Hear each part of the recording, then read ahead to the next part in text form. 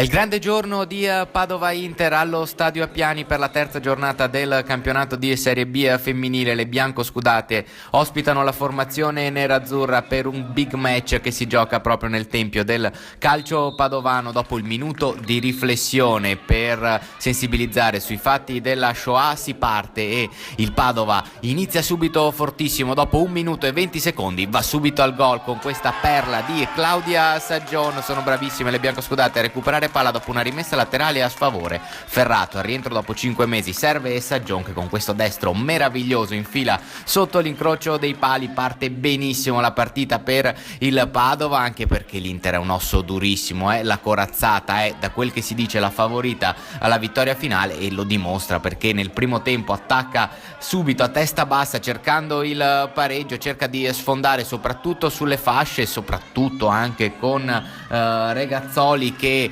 crea più di un grattacapo all'Inter. Qui va al cross con il destro, il colpo di testa di Barbini, brava Pacagnella a bloccare in 2 tempi.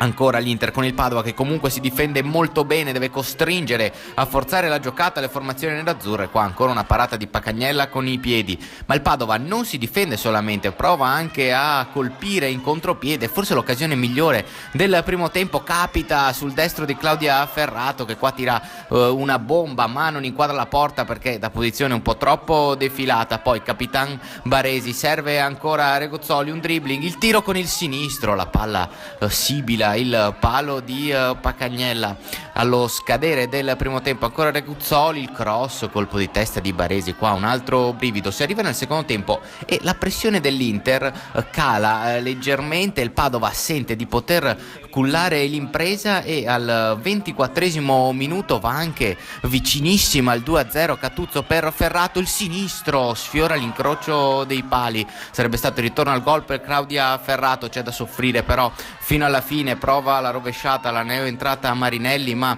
non inquadra la porta. 38esimo minuto del secondo tempo, ancora un tiro, ancora una parata di Pacagnella, però dai, insisti, alla fine l'Inter trova il pareggio a conti fatti meritati con la migliore in campo Regazzoli che con il sinistro batte Pacagnella. Un peccato per il Padova che ha cullato l'impresa per quasi tutta la partita. Segnali comunque molto confortanti per la formazione di Murru che ha messo in campo veramente una squadra pratica e anche a tratti che ha fatto vedere un buon gioco. Catuzzo ci ha provato fino alla fine, poi l'ultima occasione è per l'Inter ma l'arbitro fischia alla fine mentre Ghiggio sta provando il tiro. Qua va anche bene al Padova, finisce quindi 1-1 tra Padova e Inter all'Appiani. Un punto preziosissimo per le biancoscudate, il primo punto in campionato e quindi può esultare la formazione di Murru.